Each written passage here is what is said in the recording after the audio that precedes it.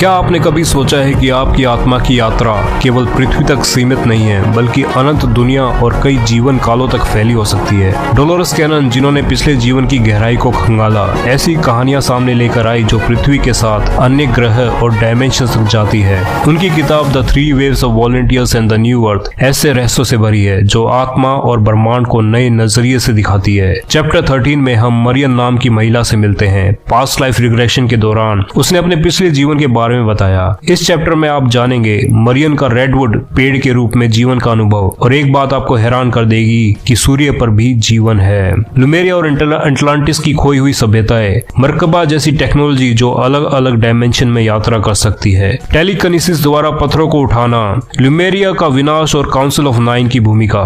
तो आइए चलते हैं मरियम के पिछले जीवन की यात्रा।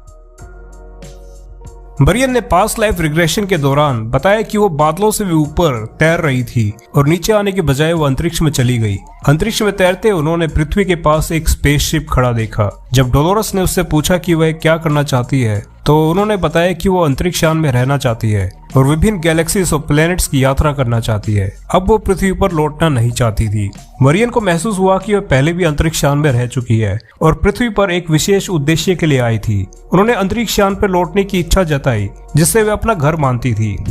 तभी मरियम ने खुद को अंतरिक्ष यान में पाया, जहां उन्होंने एक होलोडेक यानी होलोग्राफिक कमरा में प्रवेश किया। होलोडेक एक ऐसी जगह है जो एक 3D वर्ल्ड सिमुलेशन बना सकती है। मरियम उस होलोडेक में रेडवुड के जंगल, समुद्र और सूर्यास्त को देख रही थी। फिर उसे याद आता है कि वो उस जंगल का परिवार रही है, क्योंकि वह खुद एक पेड़ के रूप में भी रह चुकी थी। हाँ दोस्तों, हमारा पिछला जीवन भी एक पेड़ के रूप में रहा है, फिर एक विशाल वृक्ष में विकसित हुई। उन्होंने सूर्यों से हीलिंग एनर्जी ग्रहण की और पृथ्वी को पोषण दिया। उन्होंने हजारों वर्षों तक पेड़ के रूप में जीवन जिया, गिलहरी, पक्षी और उन सब की देखभाल की जो उनके अंदर रहते थे। जब उनका पेड़ के रूप में अनुभव पूरा हो गया, तो मरियम अपने अंतरिक्ष यान पर वापस आ गई।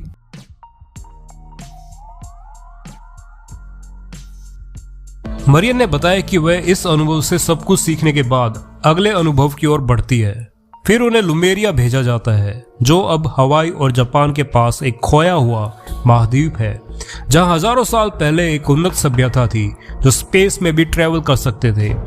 मरियम ने पास्ट लाइफ रिग्रेशन सेशन के दौरान महसूस किया कि वह बहुत लंबे समय से घर नहीं गई है। डोलोरस ने जब उसके घर के बारे में पूछा तो वह भावुक हो गई। उन्होंने धीरे धीरे रोते हुए कहा कि उनका घर एक अन्य सोलर सिस्टम में एक सूर्य पर है। उन्होंने बताया कि वहाँ हर कोई प्रकाश की ज्योति से बना है और हर कोई बिना शरीर के रहता है और उनमें से अपार प्रेम बहता है।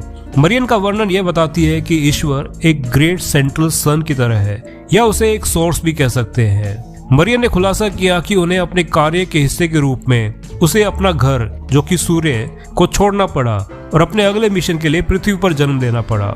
मरियम का मानना यह भी था कि वर्तमान जीवन समाप्त होने के बाद वे अपने घर फिर से लौट सकती है।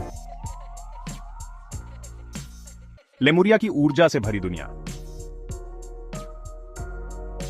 मैरियन ने खुद को लेमुरिया में एक लंबे सुनहरे भूरे रंग की त्वचा वाले व्यक्ति के रूप में देखा।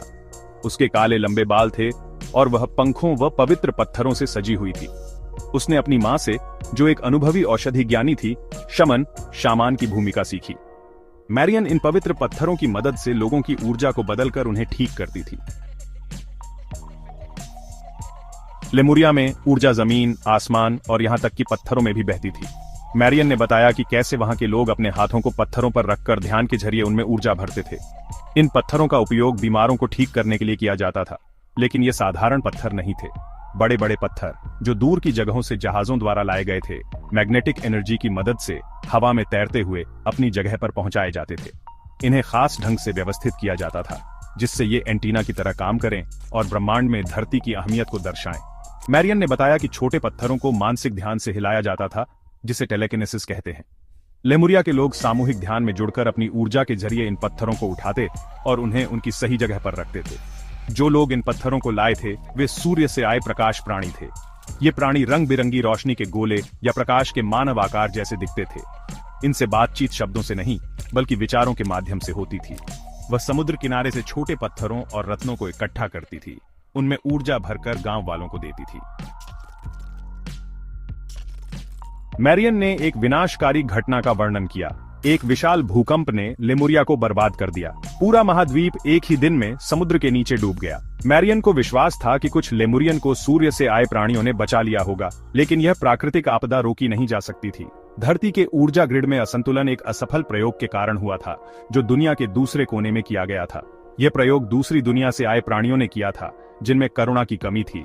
उन्होंने धरती को नुकसान पहुंचाया और फिर अपने आयाम में लौट गए।